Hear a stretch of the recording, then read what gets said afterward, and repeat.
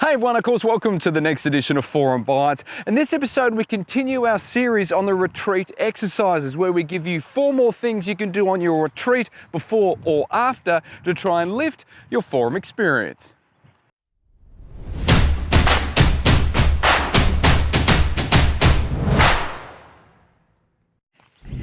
So the first retreat exercise I've actually come to call the perfect forum member. This actually is used to be able to frame what a perfect member of your forum looks like and acts like, but it also allows the moderator in the forum to do a little bit of self-assessment to see how they're going individually towards the forum.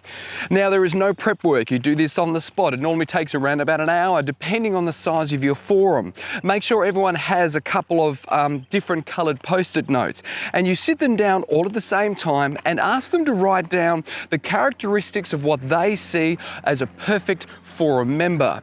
What does that forum member do? What does that forum member say? How do they do it? What do they do for the forum, and what do they do for themselves? Then what you do is you actually collate all of that data together, and you get all the different types of characteristics of the perfect forum member and try and get them into a top 10. The easiest way that I've found to do this is by putting them all up onto a board and finding out what ones are repeated. Normally the ones that are repeated numerous times around different members is normally important to the overall forum. Then what I do is, what I normally get to the end and I have my top 10, I then ask everyone to rate themselves on every one of those top 10 between 1 and 5, like 1 really bad, 5 is really good. This is not necessarily about catching people out, but it allows people to have a look at how they are performing within the forum based on what you've all agreed a good forum member looks like. So in other words, everyone can have an average as well as work out what they need to focus on to make sure that they are the perfect forum member.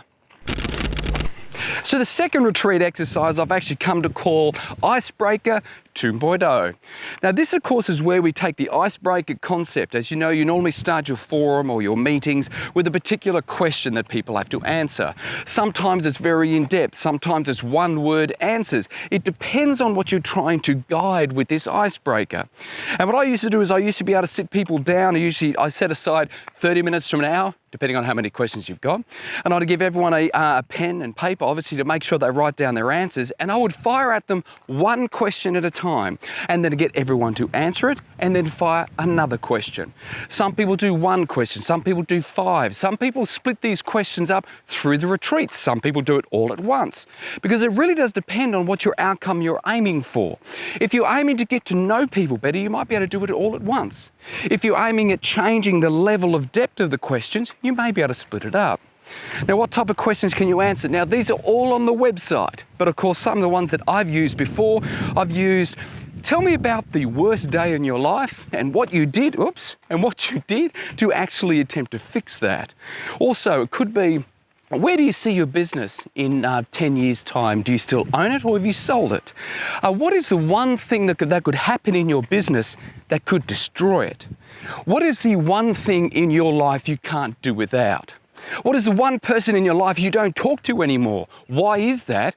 And do you think you're ever going to change that? What is the one thing that scares you the most? And so on. Once again, you do a question at a time, and it depends where your forum's at and what you want to get out of those icebreakers. Do you want to get to know them better? Do you want to get to know their business better? Or do you just want to drive intimacy to make the whole retreat a little bit better? The third retreat exercise I've actually come to call the Great Race. Now, there's many different names that people have put these under. It's primarily where you get the forum to split up either into pairs or sometimes even together to actually do some type of scavenger hunt or great race or something, depending on what location you're at.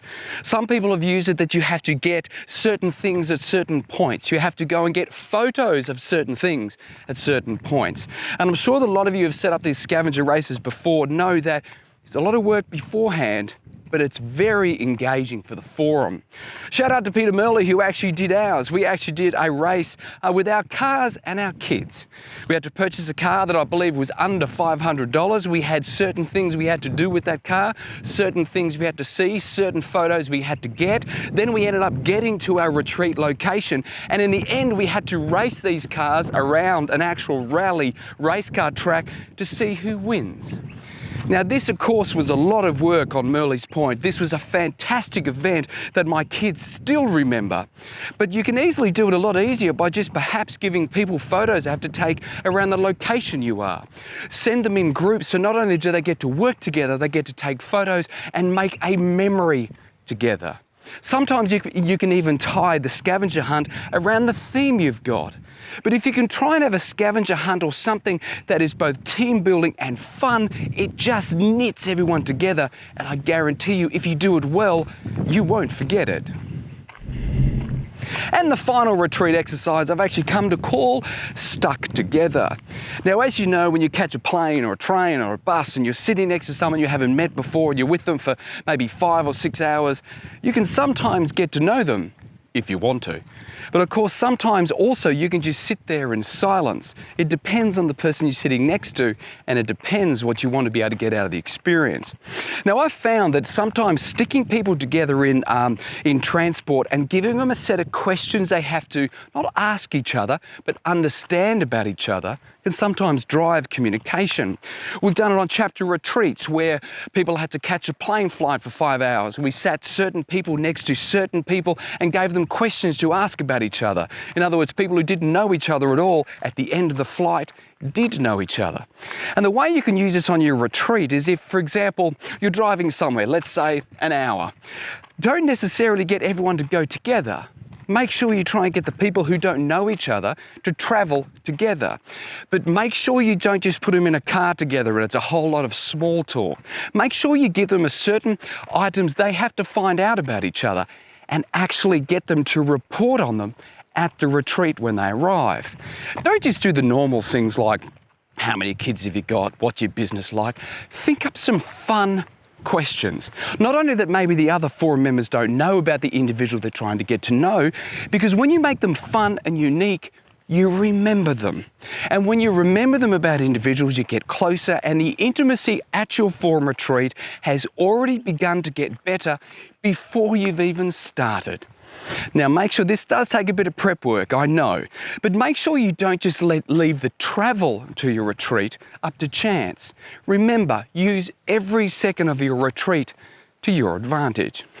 So as always, guys and girls, if you've got any questions whatsoever, please leave it in the comments section. If you haven't subscribed already, I hope you know what to do. Just hit that bald head right now. And as always, I'll see you in the next episode.